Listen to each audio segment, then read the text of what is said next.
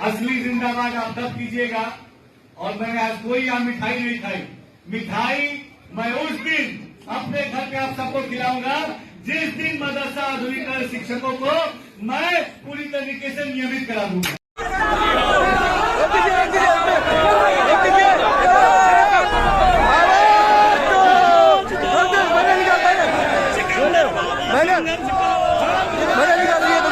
विधानसभा से गिरफ्तार होकर क्या है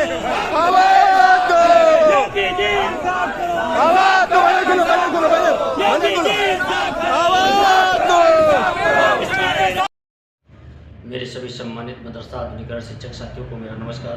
मैं पंकज मिश्रा, मदरसा आधुनिक शिक्षक। दोस्तों, जैसा कि आप जानते हैं कि मदरसा आधुनिकीकरण शिक्षकों की समस्या इस समय काफ़ी गंभीर विषय बना हुआ है। जब तक कोई कार्य नहीं हो जाता है तब तक वो गंभीर विषय ही माना जाएगा। आपने देखा होगा कि कल एकता टीम के प्रदेश अध्यक्ष, प्रदेश सलाहकार इसरार अहमद इदरीसी साहब और सिकंदर बाबा मंत्री जी से आपकी योजना के संचालन को लेकर के, आज कैबिनेट की मीटिंग को लेकर के तमाम बातें आपकी योजना से संबंधित बैठ करके उन्होंने किया और मंत्री महोदय जी ने उनका मार्गदर्शन किया और इशारों में मंत्री महोदय जी ने बहुत बड़ी बात कह दी। उस चीज़ को मैंने कल आपको थोड़ा हिंट के माध्यम से बताया था, बाबा ने भी आपको बताया होगा। आज प्रयागराज में महाकुंभ में कैबिनेट की बैठक है, उसमें कई अहम प्रस्ताव पास होने की काफ़ी संभावनाएं हैं। उसमें 8.5 लाख कर्मचारी आउटसोर्सिंग से, संविदा कर्मी, आंगनबाड़ी, शिक्षा मित्र आदि ऐसे कई पोस्टों पर कार्यरत कर्मचारी, उनका वेतन बढ़ाना, उनको परमानेंट करना, ये कई सारी चीज़ें हैं। नए बिल पर भी विचार किया जा सकता है, जैसे वक्फ संशोधन बिल है, मदरसा एक्ट है, आधुनिकीकरण है। ऐसे तमाम चीज़ों पर फैसला हो सकता है। आज बैठक चल रही है, कुछ ही क्षणों में अभी इसका फैसला भी हो सकता है, क्योंकि कैबिनेट की बैठक लगभग चालू हो गई होगी और मुझे कोई जैसे नया अपडेट मिलता है मैं आप लोगों के सामने तुरंत उपस्थित होऊंगा। लेकिन मैं अपने उन शिक्षक साथियों से एक निवेदन करना चाहता हूं कि मेरे दोस्त, आप घबराना मत। अगर बाय द वे इसमें अगर हम आधुनिकीकरण शिक्षकों का जिक्र नहीं किया गया, हम लोगों के स्कीम का ऐलान नहीं किया गया, तो उसमें घबराने वाली कोई बात नहीं है, क्योंकि ये कयास लगाए जा रहे हैं। दोस्तों, आपसे मैं कहना चाहता हूं कि आप इस समय बहुत मजबूत स्थिति में हैं। कल संकेतों में मंत्री महोदय जी ने एक बार फिर हम लोगों के लिए बहुत बड़ी बात कही है, उसका भी हम लोग जिक्र करेंगे। लेकिन इतना ज़रूर है दोस्तों कि हम लोगों का कुछ ना कुछ तो कार्य ज़रूर हो रहा है।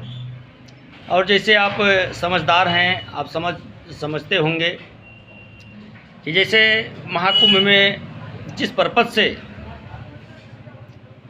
कैबिनेट की बैठक लगाई जा रही है, उसका रिजल्ट अगर आप निकालेंगे तो आप खुद समझदार हैं, समझ सकते हैं इस बात को।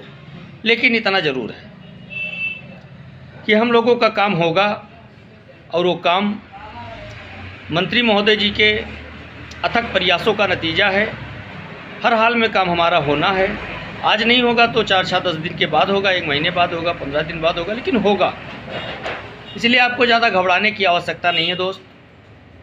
मैं बार बार अपील कर रहा हूं कि आप लोग इस फैसले को देख करके ज़्यादा विचलित नहीं होना है। आपको धैर्य से काम करना है और आप अपने लक्ष्य पर चलें और हम लोगों का काम जल्दी हो जाएगा। हो सकता है कि आज की कैबिनेट की बैठक में हम लोगों को हो सकता है कि आज लाभ ना मिल पाए, लेकिन इसका मतलब ये नहीं कि अगर आज लाभ नहीं मिलता है तो कभी नहीं मिलेगा।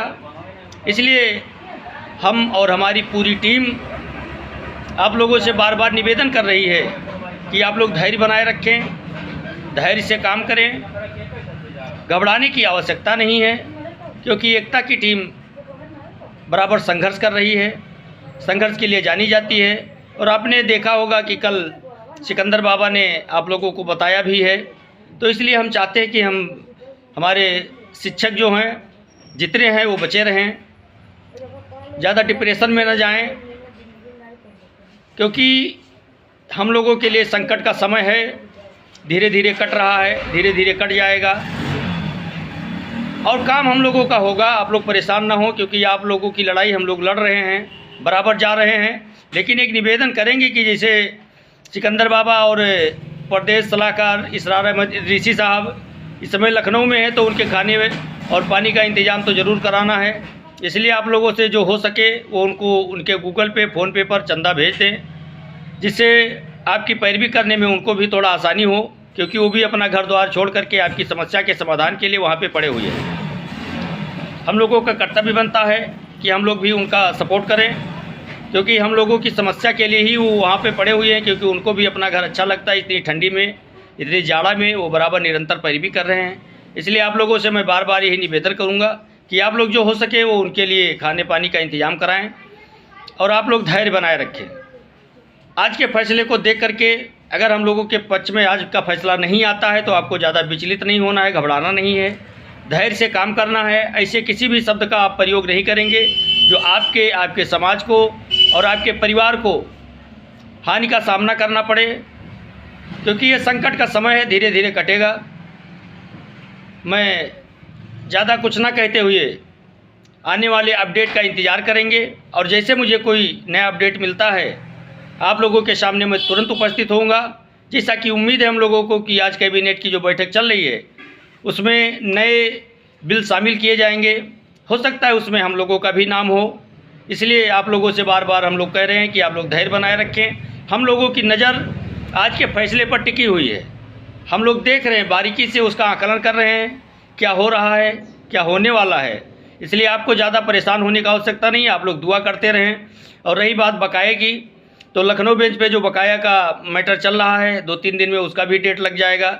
27 तारीख को इलाहाबाद के हाई कोर्ट में आपको बकाये को लेकर के डेट है, उस डेट में आपका फाइनल रिजल्ट आ जाएगा, आपका बकाया भी मिलेगा, आपकी स्कीम भी चलेगी। कुछ लोग हैं जो निगेटिविटी पे ज़्यादा ध्यान देते हैं, मैं उनसे कहना चाहता हूं कि आप निगेटिविटी को छोड़ करके पॉजिटिविटी में आएँ और दूसरे का हौसला अफजाई करें, एक दूसरे का सम्मान करें। अगर आप सम्मान करोगे तो सम्मान आपको मिलेगा। दोस्तों, अंत में एक बार फिर आपसे कहेंगे कि आप लोग थोड़ा धैर्य बनाए रखें। हम लोगों की नज़र आज के फैसले पर है, आप लोग थोड़ा धैर्य से काम करें। बाकी जो कुछ अपडेट मिलेगा हम आप लोगों को शाम के वीडियो में बताएंगे। तब तक के लिए नमस्कार। जय हिंद, जय भारत, भारत माता की जय।